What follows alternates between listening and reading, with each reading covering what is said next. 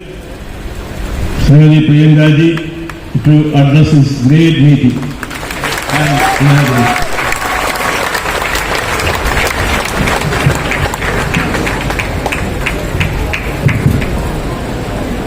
Shri Benny Bengal ji, Shri V.D. Satishan ji, Srimati Deepadas Munshi ji, Shri M.M. Hassan ji, Shri George Balol ji, Shri T.N. Pratapan ji, Shri Roji M. John ji, Shri Shanish ji, Shri Anwar Sabat ji, Shri Andros Punnapalli ji, all those present on the stage, and my beloved brothers and sisters.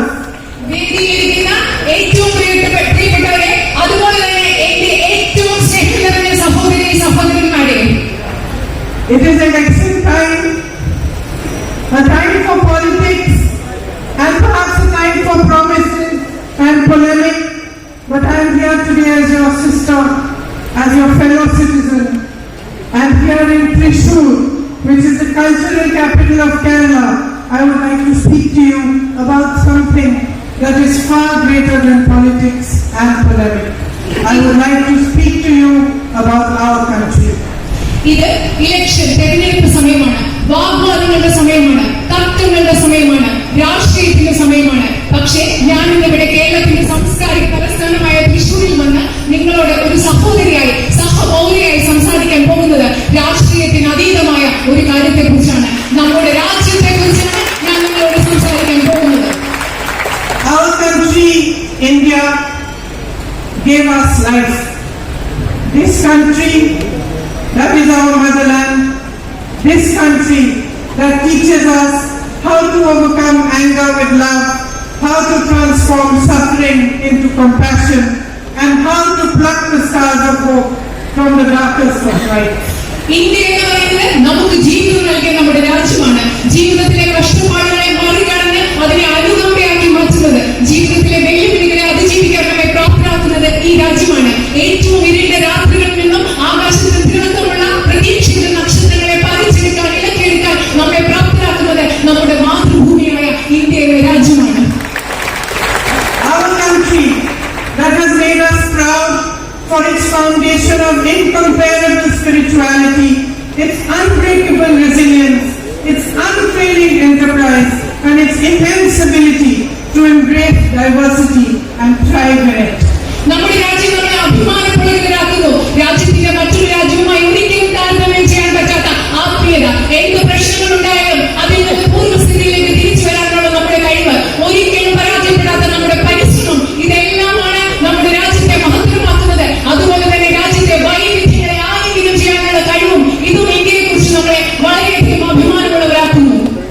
Yet these very foundations of our nationhood stand at the threshold of destruction today. പക്ഷേ നിങ്ങൾക്കറിയാമോ, നമ്മുടെ രാജ്യത്തിന്റെ അടിത്തറ, നമ്മുടെ ദേശത്തിന്റെ അടിത്തറയായ ഈ കാര്യങ്ങളെല്ലാം അതിന്റെ നാശത്തിന്റെ വാതിലിൽ നിൽക്കുന്ന ഒരു കാലഘട്ടത്തിലാണ് നമ്മൾ ഇന്ന് ജീവിക്കുന്നത്.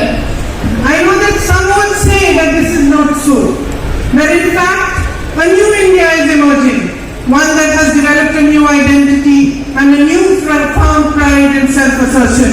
And to them I would like to say that if they are right, then we must all embrace the will of the nation and accept the new, even as it emerges from the ashes of the old. പക്ഷേ ഈ രാജ്യം നാശത്തിന്റെ പടിവാതിൽക്കലാണ് നിൽക്കുന്നതെന്ന് ഞാൻ പറയുമ്പോൾ ചിലർ പറയും, അല്ല, ഒരു പുതിയ ഇന്ത്യ ആവിർഭവിച്ചുകൊണ്ടിരിക്കുകയാണ്, പുതിയ ആത്മവിശ്വാസമുള്ള സ്വയം ഉറപ്പുള്ള ഒരു ഇന്ത്യ ആവിർഭവിച്ചുകൊണ്ടിരിക്കുകയാണെന്ന് ചിലർ പറയും. പക്ഷെ ഞാൻ അവരോട് പറയാൻ ആഗ്രഹിക്കുന്നു, നിങ്ങൾ പറയുന്നത് ശരിയാണെങ്കിൽ, ഇന്ന് ഉത്ഭവിക്കുന്ന പുതിയ ഇന്ത്യ എന്ന് പറയുന്നത് ശരിയാണെങ്കിൽ അതിനെ ഉൾക്കൊള്ളാൻ സാധിക്കും, അല്ലാതെ ഉൾക്കൊള്ളാൻ സാധിക്കില്ല എന്ന് അവരോട് പറയാൻ ഞാൻ ആഗ്രഹിക്കുന്നു. But let us first be clear about what we are accepting. ഇന്ന് പുതിയ ഇന്ത്യ ഉത്ഭവിക്കുന്നു എന്ന് പറയുമ്പോൾ നമ്മൾ എന്തിനെയാണ് സ്വീകരിക്കുന്നത്, എന്തിനെയാണ് ഉൾക്കൊള്ളുന്നത് എന്ന് ആദ്യം തന്നെ നമുക്ക് വ്യക്തമാകേണ്ടിയിരിക്കുന്നു. Let us understand what the consequences of this acceptance are, and let us not be in any confusion over what this new nation that is being sold to us so vociferously stands for. ഇന്ന് ഒരു പുതിയ India ഉണ്ടാകുമെന്ന് പറയുമ്പോൾ ഒരു ആശയക്കുഴപ്പവുമില്ലാതെ നമുക്ക് കൃത്യമായി മനസ്സിലാക്കേണ്ടിയിരിക്കുന്നു, വ്യക്തമായി മനസ്സിലാക്കേണ്ടിയിരിക്കുന്നു ഈ ഇന്ത്യ എന്താണ്, ഈ ഇന്ത്യ എന്തിനു വേണ്ടിയാണ് നിലനിൽക്കുന്നതെന്ന് നമുക്ക് കൃത്യമായി മനസ്സിലാക്കി In this new nation, force asserts itself over righteousness.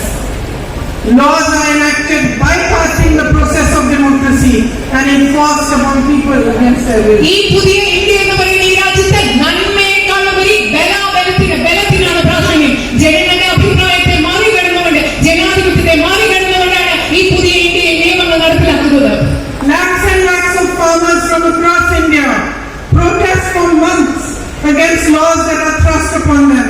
Some of them die, some lose their sons, others are beaten and humiliated, called terrorists, anti-national, yet they continue their peaceful protest. ഇന്ത്യയിൽ ലക്ഷക്കണക്കിന് കർഷകർ അവരുടെ മേൽ അടിച്ചേൽപ്പിച്ച നിയമങ്ങൾക്കെതിരെ മാസങ്ങളോളം ദിവസങ്ങളോളം നമ്മുടെ തെരുവുകൾ പൊടിഞ്ഞുകണ്ടായി. അവരിൽ കുറച്ചുപേർ മരിച്ചു, അവരുടെ മക്കൾ മരിച്ചു. പക്ഷേ അവരെ ദേശദ്രോഹികളെന്നും ഭീകരവാദികളും വിളിച്ചുകൊണ്ട് അവരുടെ ശബ്ദത്തെ അടിച്ചമർത്തുകയാണ് ഇവിടെ ചെയ്തത്. In this new nation, their voices remain unheard until the government is compelled to repeal the laws due to an upcoming election. ഒരു ഇലക്ഷന് മുന്നോടിയായി കർഷകരുടെ മേൽ അടിച്ചേൽപ്പിച്ച നിയമങ്ങൾ പിൻവലിക്കുന്നതുവരെ കർഷകരുടെ ശബ്ദങ്ങൾ കേൾക്കാൻ, അവരുടെ ശബ്ദം കേൾക്കാൻ ഗവൺമെന്റ് തയ്യാറായിരുന്നില്ല. In this new nation, an entire state is locked down without internet and phone services for months. Democracy is suspended for 9 million people as the government and the media celebrate. ഈ പുതിയ രാജ്യത്തെ ഒരു സംസ്ഥാനത്ത് ഇവിടെ ജനാധിപത്യത്തിന്റെ തൽക്കാലത്തേക്ക് ജനാധിപത്യത്തിന്റെ പ്രവർത്തനം വ്യക്തമാക്കിയിരിക്കുകയാണ്. 9 മാസത്തേക്ക് അവിടെ ഇന്റർനെറ്റ് വിച്ഛേദിച്ചു. 9 ദശലക്ഷം ആളുകളുടെ ജീവിതത്തിൽ നിന്ന് ജനാധിപത്യത്തെ എടുത്തു മാറ്റുകയാണ് ഈ പുതിയ ഇന്ത്യയിൽ ചെയ്യുന്നത്. Thousands go on hunger strike to demand their rights in Ladakh. They protest against Chinese encroachment on Indian land, but the government says nothing. ലഡാക്കിൽ അവരുടെ അവകാശങ്ങൾക്ക് വേണ്ടി ആയിരക്കണക്കിന് ആളുകൾ പ്രതിഷേധിക്കുന്നു. ചൈനയുടെ കടന്നുകയറ്റത്തിനെതിരെ കൈയേറ്റത്തിനെതിരെ പ്രതിഷേധിക്കുന്നു. പക്ഷേ ഇതിനൊന്നും പ്രതികരിച്ചുകൊണ്ട് ഗവൺമെന്റ് ഒന്നും ചെയ്യുന്നില്ല. In this new nation, the Prime Minister's men speak haughtily about changing the constitution that was written with the blood of our freedom fighters and our martyrs. നമ്മുടെ രക്തസാക്ഷികളുടെ, നമ്മുടെ സ്വാതന്ത്ര്യ സമര സേനാനികളുടെ രക്തം കൊണ്ട് എഴുതിയ ഇന്ത്യൻ ഭരണഘടനയെ മാറ്റുമെന്ന് പ്രധാനമന്ത്രിയുടെ ആളുകൾ അഹങ്കാരത്തോടു കൂടിയാണ് ഈ പുതിയ ഇന്ത്യയിൽ സംസാരിച്ചുകൊണ്ടിരിക്കുന്നത്. They treat the constitution of India that upholds our rights of liberty, equality and brotherhood as an instrument of their own greed and ambition, as if it is a piece of paper worth nothing. നമ്മുടെ സ്വാതന്ത്ര്യവും സമത്വവും തുല്യതയും എല്ലാം ഉറപ്പു നൽകുന്ന Indian ഭരണഘടനയെ ഇന്ന് അധികാരത്തിൽ ഇരിക്കുന്ന ഗവൺമെന്റ് അവരുടെ അത്യാഗ്രഹത്തിനും അവരുടെ ഉയർച്ചയ്ക്ക് വേണ്ടിയുള്ള ഒരു ഉപകരണത്തിനായി മാത്രം കാണുന്നു. ഇന്ത്യൻ ഭരണഘടനയെ ഒരു വെറും കടലാസ് കഷ്ണമായി മാത്രമാണ് ഈ ഗവൺമെന്റ് കാണുന്നത്. They seek to deprive Indian citizens of the laws that protect their rights and to weaken their participation in democracy. Indian ജനങ്ങളുടെ നിയമങ്ങളും അവകാശങ്ങളും സംരക്ഷിക്കുന്ന നിയമങ്ങളെ ദുർബലപ്പെടുത്തുന്നതിനും ഇന്ത്യൻ ജനങ്ങളുടെ ജനാധിപത്യത്തിലുള്ള പങ്കാളിത്തത്തെ ദുർബലമാക്കുവാനും വേണ്ടിയാണ് ഈ പുതിയ ഇന്ത്യയിൽ അവർ ശ്രമിച്ചുകൊണ്ടിരിക്കുന്നത്. This is the new India we are accepting today. ഇന്ന് നമ്മൾ അംഗീകരിച്ചുകൊണ്ടിരിക്കുന്ന, ഉൾക്കൊള്ളുന്ന പുതിയ ഇന്ത്യ എന്ന് പറയുന്നത് ഈ ഇന്ത്യയാണ്. In this new nation, voices of dissent are silenced. ഈ പുതിയ രാജ്യത്തെ എല്ലാ ശബ്ദങ്ങളെയും അടിച്ചമർത്തുകയാണ്, നിശബ്ദമാക്കുകയാണ്. Like thugs who oppress those who raise their heads in protest, the government harasses, accuses and imprisons those who dare to speak against them. അവർക്കെതിരെ ശബ്ദം ഉയർത്തുന്നവരെ എങ്ങനെയാണോ കൊള്ളക്കാർ അടിച്ചമർത്തുന്നത്, അതുപോലെ ഗവൺമെന്റിനെതിരെ ശബ്ദിക്കുന്നവരെ അധിക്ഷേപിക്കുന്നു, അവരെ വേട്ടയാടുന്നു, അവരെ തടവിലാക്കുന്നു, അതുപോലെ തന്നെ അവരെ നിശബ്ദരാക്കുകയും ചെയ്യുന്നു. Students are arrested for expressing their opinion. Activists are raided and jailed. Journalists are sacked, beaten and imprisoned for reporting the truth. And much of the media is controlled by collaborators of a government that believes in false propaganda, silence and oppression. അവരുടെ അവകാശങ്ങൾക്ക് വേണ്ടി പോരാടുന്ന വിദ്യാർത്ഥികളെ ജയിലിലടക്കുകയാണ്, ആക്ടിവിസ്റ്റുകളെ, പ്രവർത്തകരെ ജയിലിലടക്കുകയാണ്, ജേർണലിസ്റ്റുകളെ ചോദ്യം ചെയ്തവരെ ജോലിയിൽ നിന്ന് പുറത്താക്കുകയാണ് ഗവൺമെന്റ്. അതുപോലെ തന്നെ വ്യാജ പ്രചരണത്തിലൂടെ ഗവൺമെന്റ് സഹായിക്കുന്നത് അവരുടെ പ്രവർത്തനങ്ങൾ അവരോടൊപ്പം ചേർത്ത് നിൽക്കുന്ന കുറച്ചുപേരെ മാത്രമാണ് ഗവൺമെന്റ് സഹായിക്കുന്നത്. Opposition leaders are imprisoned and expelled from parliament with impunity. Government agencies that are meant to protect the law are turned into unlawful extortionists and used to silence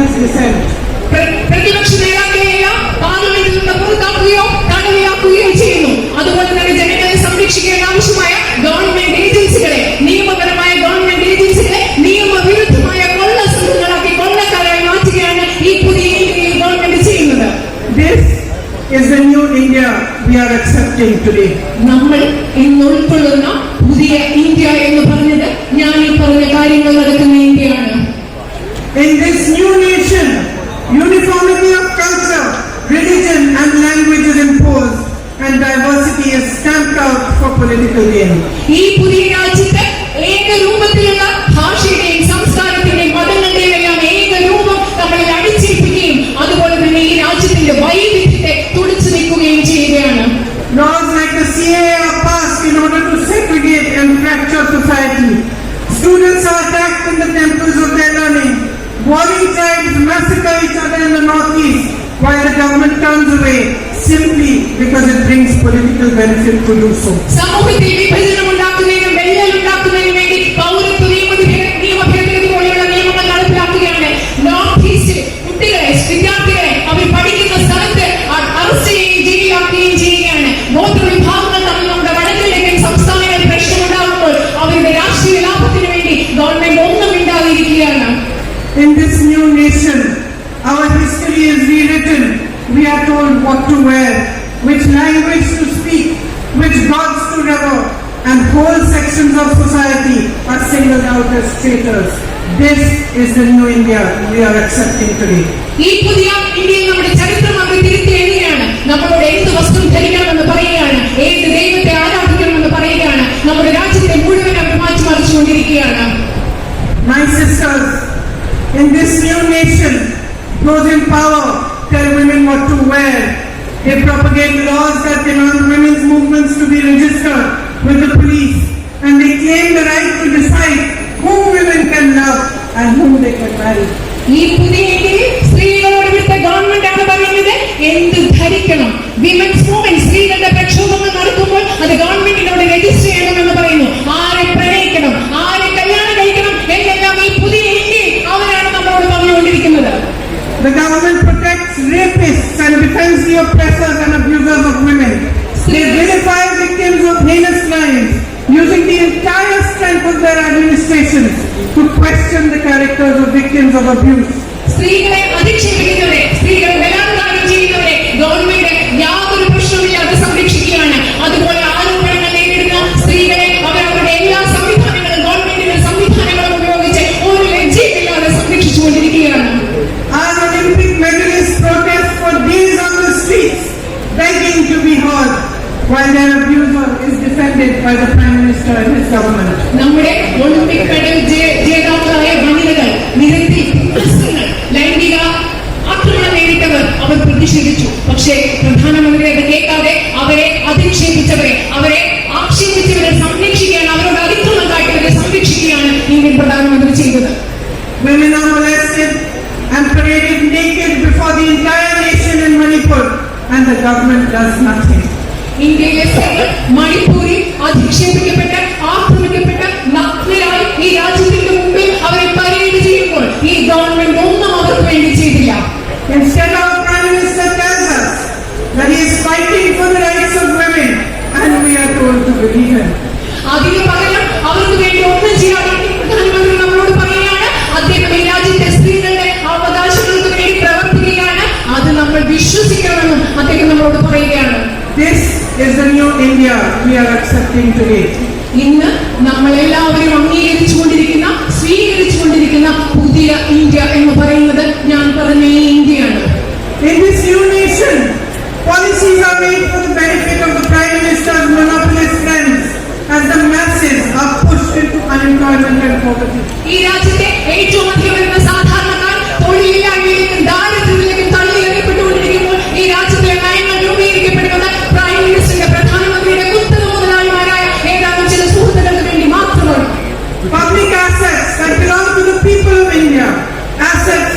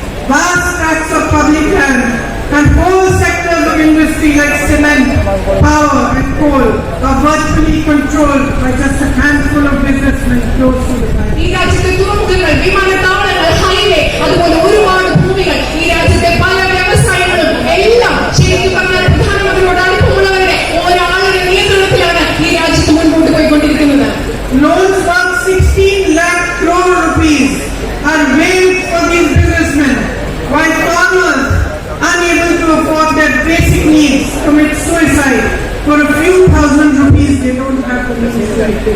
കയ്യില് കുറച്ച് 1000 രൂപ എടുക്കാൻ ആവശ്യമില്ലാതെ, കയ്യില്ലാതെ, പൈസയില്ലാതെ ഈ രാജ്യത്തെ കർഷകർ ജീവൻ എടുക്കുമ്പോൾ, ആത്മഹത്യ ചെയ്യുമ്പോൾ 16 ലക്ഷം കോടി രൂപ വരുന്ന പ്രധാനമന്ത്രിയുടെ ബിസിനസ് സുഹൃത്തുക്കളുടെ ലോണുകളാണ് ഈ രാജ്യത്തെ തള്ളിയത്.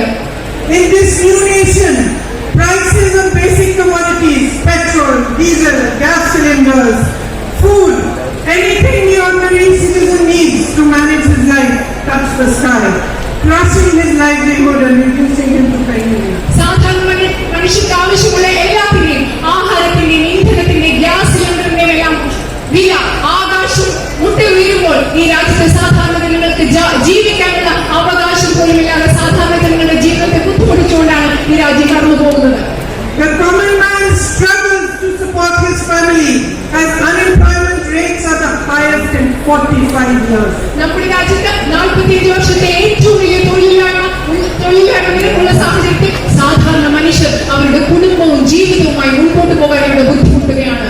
Our growth rate falls from 7.5% to 5.9%. നമ്മുടെ സാമ്പത്തിക വളർച്ചാ നിരക്ക് 7.5% നിന്നും 5.9% താഴ്ന്നുകൊണ്ടിരിക്കുകയാണ്. Our national debt rises from 55 lakh crores to 205 lakh crores. നമ്മുടെ ദേശീയ കടം എന്ന് പറയുന്നത് 55 ലക്ഷം കോടി രൂപയിൽ നിന്നും 205 കോടി രൂപയിലേക്ക് ഉയർന്നുകൊണ്ടിരിക്കുകയാണ്. Our household savings drop drastically. നമ്മുടെ കുടുംബങ്ങളുടെ വീട്ടിലെ സമ്പാദ്യങ്ങൾ വളരെ അധികം താഴേക്ക് പോയിട്ടുണ്ട്.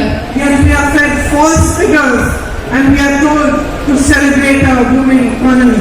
ഈ സാഹചര്യം നടന്നുകൊണ്ടിരിക്കുമ്പോൾ നമ്മൾക്ക് സത്യമല്ലാത്ത കണക്കുകൾ വന്നിട്ട് നമ്മളോട് പറയുകയാണ്, നിങ്ങൾ ആഘോഷിച്ചോളൂ, ഈ രാജ്യത്തെ സമ്പദ് വ്യവസ്ഥ വളർന്നുകൊണ്ടിരിക്കുകയാണ്.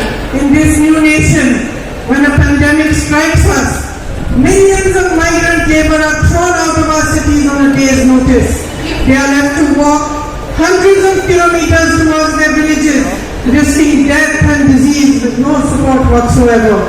ഈ രാജ്യത്ത് ഒരു വലിയ പകർച്ചവ്യാധി ഉണ്ടായപ്പോൾ നമ്മുടെ ദശലക്ഷക്കണക്കിന് അതിഥി തൊഴിലാളികളെ അവരെ ഈ രാജ്യത്ത് ഒരു സംരക്ഷണം, ഗവൺമെന്റിന്റെ ഒരു പിന്തുണയും കൊടുക്കാതെ അവരവരുടെ തൊഴിൽ ചെയ്തിരുന്ന സിറ്റികളിൽ നഗരങ്ങളിലേക്ക് അവർ നടക്കുകയായിരുന്നു. പലപ്പോഴും അവർ മരണത്തെ അതിജീവിച്ചുകൊണ്ട്, രോഗത്തെ അതിജീവിച്ചുകൊണ്ടാണ് നമ്മുടെ നാട്ടിലെ ദശലക്ഷക്കണക്കിന് കുടിയേറ്റ തൊഴിലാളികൾ ആ പകർച്ചവ്യാധി കാലത്ത് മുൻപോട്ട് പോയത്. The whole nation watches scenes that they will never forget. A woman dying of fatigue before children's eyes, leaving them often on a railway platform in Bihar. A young girl cycling for hundreds of kilometers, carrying her father on the back of the cycle. A man hoisting his parents on his back, walking barefoot in the heat towards his village. കോവിഡിന്റെ കാലത്ത്, പകർച്ചവ്യാധിയുടെ കാലത്ത് ബീഹാറിലെ ഒരു railway സ്റ്റേഷനിലെ പ്ലാറ്റ്ഫോമിൽ തന്റെ മക്കളെ അനാഥരാക്കിക്കൊണ്ട് ക്ഷീണം കൊണ്ട് തകർന്നു വീണ് മരിച്ച ഒരു അമ്മയെ, തന്റെ പിതാവിന്റെ ശവം സൈക്കിളിന്റെ പുറകിൽ വെച്ചുകൊണ്ടുപോയ, മൃതശരീരം സൈക്കിളിൽ പിന്നിൽ വെച്ചുകൊണ്ടുപോയ ഒരു മനുഷ്യനെ, തന്റെ മാതാപിതാക്കളെ മുതുകിലേറ്റിക്കൊണ്ട് നടന്നുപോയ ഒരു ആൺകുട്ടിയെ, ഈ കാഴ്ചകളൊന്നും നമ്മുടെ നാട്ടിലെ ജനങ്ങൾക്ക് നമുക്ക് ഒരിക്കലും മറക്കാൻ സാധിക്കില്ല. The whole world watches dumbfounded as the Prime Minister and his government do nothing. This is the new India we are accepting today. Prime മിനിസ്റ്ററും അദ്ദേഹത്തിന്റെ പ്രധാനമന്ത്രിയും അദ്ദേഹത്തിന്റെ ഗവൺമെന്റും ഈ സാഹചര്യത്തിലൊന്നും ഒന്നും ചെയ്യാതിരുന്നപ്പോൾ നമ്മുടെ ലോകം മുഴുവൻ നിശബ്ദരായി ഓർമ്മിക്കുന്നു, നമ്മൾ മുഴുവൻ നിശബ്ദരായി ഓർമ്മിക്കുന്നു. ആ പുതിയ ഇന്ത്യയിലാണ് നമ്മൾ ജീവിക്കുന്നത്. In this new nation, corruption is institutionalized. ഈ പുതിയ രാജ്യത്ത് അഴിമതി എന്ന് പറയുന്നത് സ്ഥാപനവൽക്കരിച്ചിരിക്കുകയാണ്.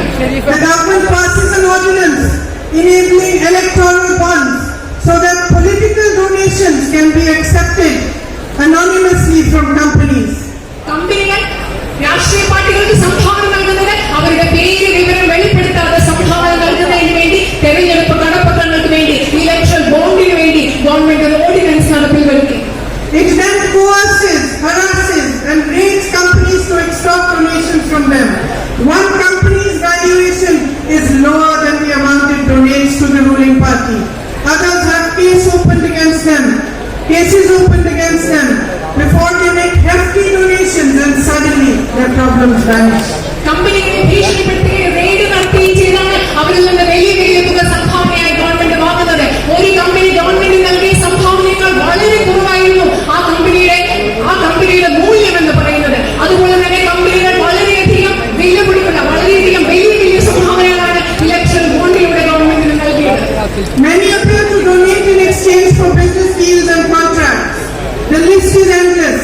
When the courts forced the government to disclose the list of donations, the Prime Minister and the entire nation's media lied to us, and they tell us that the whole scheme was made to ensure transparency in the first place, and we are expected to believe them. പല കമ്പനികളും electoral ബോണ്ടിലൂടെ സംഭാവന നൽകിയതിന്റെ ഫലമായി അവർക്ക് കോടിക്കണക്കിന് രൂപയുടെ കരാറുകളും മറ്റും കിട്ടി.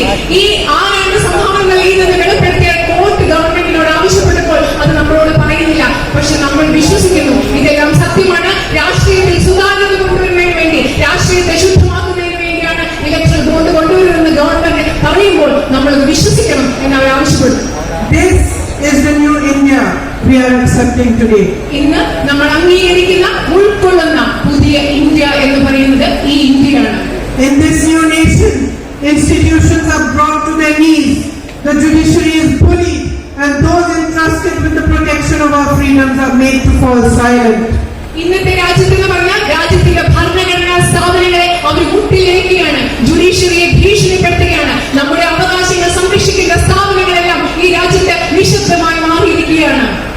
Elected governments are bought and sold at the will of our Prime Minister. പ്രധാനമന്ത്രിയുടെ ഇഷ്ടം പോലെ രാജ്യത്ത് തെരഞ്ഞെടുക്കപ്പെടുന്ന ഗവൺമെന്റുകളെ വാങ്ങുകയും വിൽക്കുകയും ചെയ്തുകൊണ്ടിരിക്കുകയാണ് ഈ പുതിയ ഇന്ത്യയിൽ. Hundreds of crores are offered to elected representatives to switch sides as the media and other institutions egg them on. We are told this is the power of one man's rule, and we bear it silently. This is the new India we are accepting today. ആയിരക്കണക്കിന് കോടികൾ രൂപ രാജ്യത്തെ തെരഞ്ഞെടുക്കപ്പെട്ട ജനപ്രതിനിധികൾക്ക് party മാറുന്നതിന്, കൂറുമാറുന്നതിന് നൽകിക്കൊണ്ടിരിക്കുകയാണ്. ഈ മീഡിയയും മറ്റും ഈ പ്രശ്നങ്ങൾ ഉയർത്തുമ്പോൾ, മാത്രമല്ല ഈ പ്രശ്നങ്ങൾ ഉയർത്തുമ്പോൾ നമ്മൾ വിശ്വസിക്കാൻ നിർബന്ധിതരാകുകയാണ്. നമ്മൾ ജീവിക്കുന്ന പുതിയ ഇന്ത്യ എന്ന് പറയുന്നത് ഈ ഇന്ത്യയാണ്. Today, people whisper among each other that it is better to keep their heads down and remain silent. ഈ പുതിയ ഇന്ത്യയിൽ ആളുകൾ പരസ്പരം മുഖമുഖയാണ്, മന്ത്രിക്കുകയാണ്. ഈ സാഹചര്യത്തിൽ തല കുനിച്ചു പിടിച്ച് നിശബ്ദരായിരിക്കുന്നതാണ് നല്ലത് എന്ന് ആളുകൾ പരസ്പരം പറയുകയാണ്. They ask themselves what would happen to them if they joined in the dissent. ഇതിനെതിരെയുള്ള വിയോജിപ്പിൽ, പ്രതിഷേധത്തിൽ ഞങ്ങൾ അണിചേർന്നാൽ ഞങ്ങൾക്ക് എന്ത് സംഭവിക്കും എന്ന് അവർ സ്വയം ചോദിക്കുകയാണ്. They excuse themselves by saying that there is no alternative. ഈ സാഹചര്യത്തിൽ ഈ പുതിയ ഇന്ത്യക്ക് മറ്റൊരു ബദലില്ല എന്ന് ചിന്തിച്ചുകൊണ്ട് പ്രതിഷേധത്തിൽ അണിചേരുന്നതിൽ നിന്ന് നമ്മൾ നമ്മളെ തന്നെ ഒഴികഴിവ് പറഞ്ഞ് മാറ്റി നിർത്തുകയാണ്. But sometimes, my sisters and brothers, it takes the force of a storm, rattling the rafters of our homes, its dust shaking down the roofs of our aspirations and cutting our foundations, for us to awaken from our complacency and gather the strength to protect the ideals we believe in. പക്ഷേ എന്റെ പ്രിയപ്പെട്ട സഹോദരി സഹോദരന്മാരെ, ഞാൻ നിങ്ങളോട് പറയട്ടെ, ചിലപ്പോൾ നമ്മുടെ വീടിന്റെ കടുക്കോലുകൾ ഇളക്കി കഴിയുന്ന കൊടുങ്കാറ്റുകൾ നമുക്ക് വേണം. നമ്മുടെ ഇളക്കി മറിക്കുന്ന നമ്മുടെ വീടിനെ, നമ്മുടെ പ്രതീക്ഷകളെ, നമ്മുടെ അഭിലാഷങ്ങളെ ഇളക്കി മറിക്കുന്ന ചില കൊടുങ്കാറ്റുകളും കാറ്റുകളും നമ്മുടെ അടിത്തറ ഇളക്കുന്ന ചില സാഹചര്യങ്ങളും വേണം. എല്ലാം ശരിയാണ്, ഇപ്പോഴത്തെ അവസ്ഥ ശരിയാണ് എന്ന് ചിന്തിക്കുന്ന മനോഭാവത്തിൽ നിന്ന് നമ്മളെ പുറത്തു കൊണ്ടുവന്ന് നമുക്ക് ശക്തി നൽകുന്നതിന് ചില കൊടുങ്കാറ്റുകൾ അനിവാര്യമാണ്. Standing here 10 years into the rule of a racist, fascist and oppressive government, I have no hesitation in saying to you that we are at this moment in our nation's history standing in the eye of such a storm. ഇന്ന് 10 വർഷം റേസിസ്റ്റായ, വംശീയ വിദ്വേഷമുണ്ടാക്കുന്ന, ഫാസിസ്റ്റായ, അടിച്ചമർത്തുന്ന ഒരു ഗവൺമെന്റിന്റെ ഭരണശേഷം ഇന്ന് നിങ്ങളുടെ മുൻപിൽ ഇവിടെ നിന്ന് എനിക്ക് പറയാൻ ഒരു മടിയുമില്ല.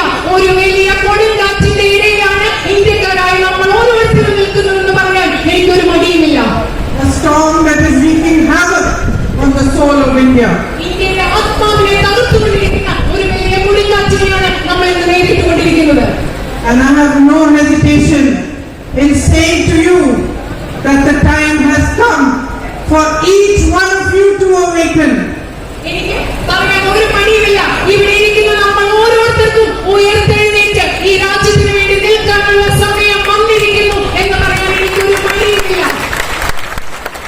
As the great American leader Dr. Martin Luther King once said, the time has come to ask yourselves, what will happen to you if you do not up for what is right today. ഒരു മഹാനായ American നേതാവായിരുന്ന Martin Luther king പറഞ്ഞതുപോലെ അത് സ്വയം ചോദിക്കാനുള്ള സമയമായിരിക്കുകയാണ്.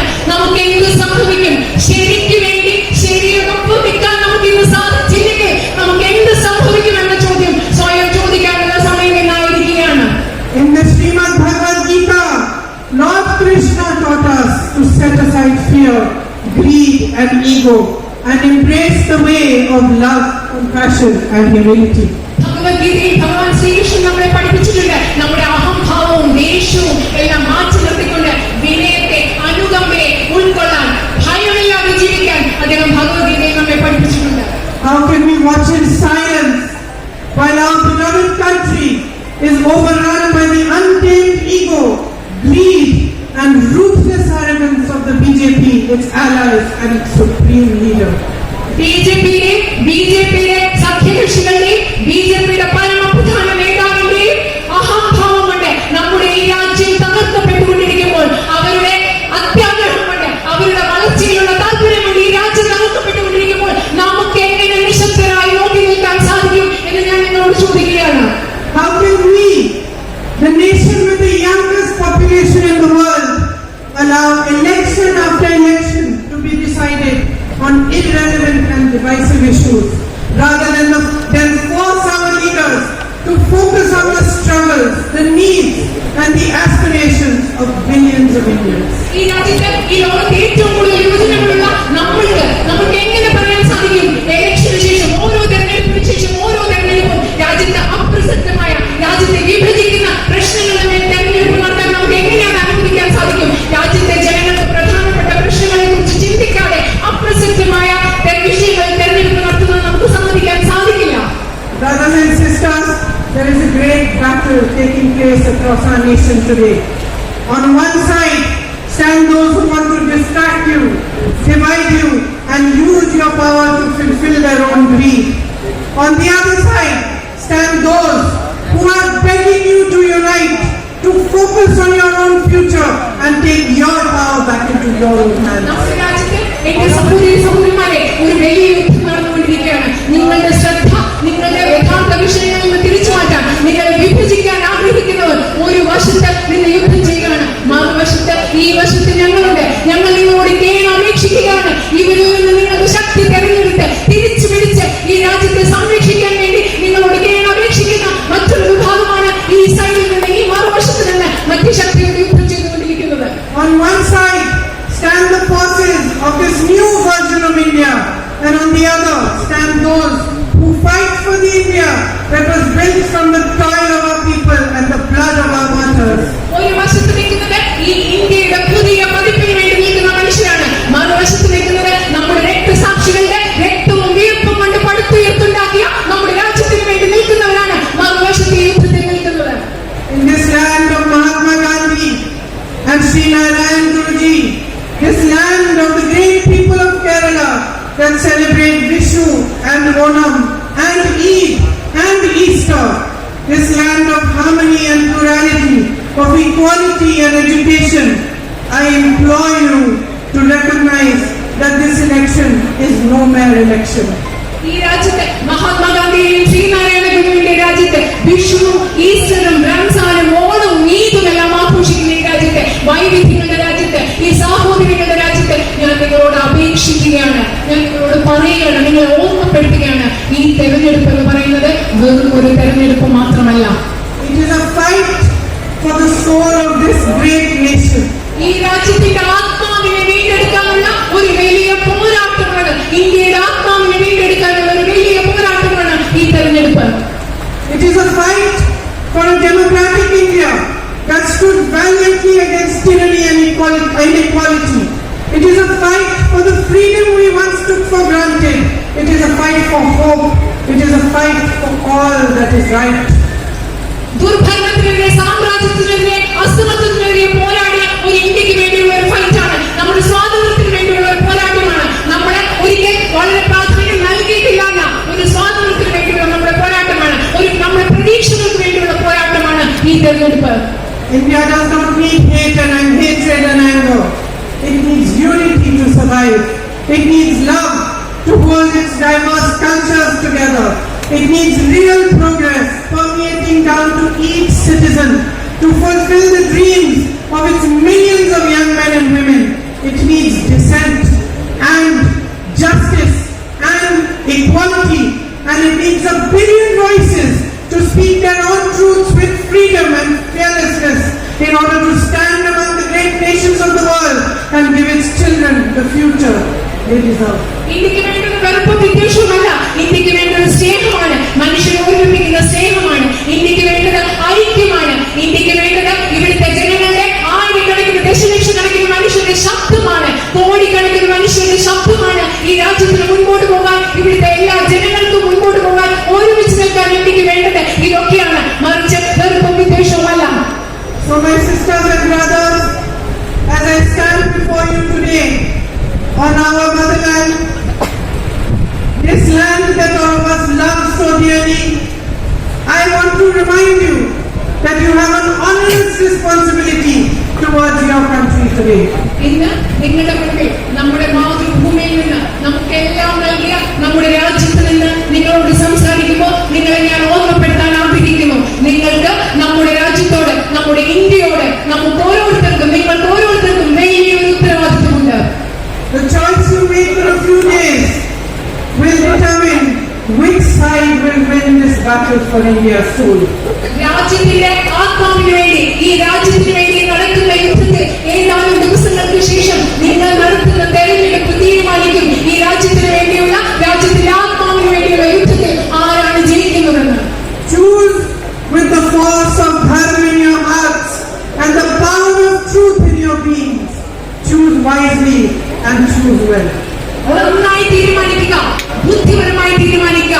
നിങ്ങളുടെ മനസ്സിൽ ധർമ്മത്തിന്റെ ശക്തിയോടുകൂടി, സത്യത്തിന്റെ ധൈര്യത്തോടുകൂടി ഈ തെരഞ്ഞെടുപ്പിൽ നിങ്ങൾ ആരുടെ പക്ഷമാണെന്ന് ബുദ്ധിമാന്മാരുമായി തെരഞ്ഞെടുക്കുക.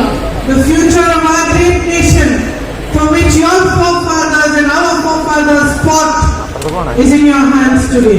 നമ്മുടെ പൂർവ്വപിതാമഹന്മാർ, നമ്മുടെ പൂർവികർ ഏത് രാജ്യത്തിന് വേണ്ടി പോരാടിയോ ആ രാജ്യത്തിന്റെ ഭാവി എന്റെയും നിങ്ങളുടെയും കയ്യിലാണെന്ന്. Thank you for listening to me so carefully, and I hope that the words I have spoken will remain in your hearts and your minds when you go to vote in a few days. I hope you will vote for the India that we all love, for a strong future for us and for your children. Thank you.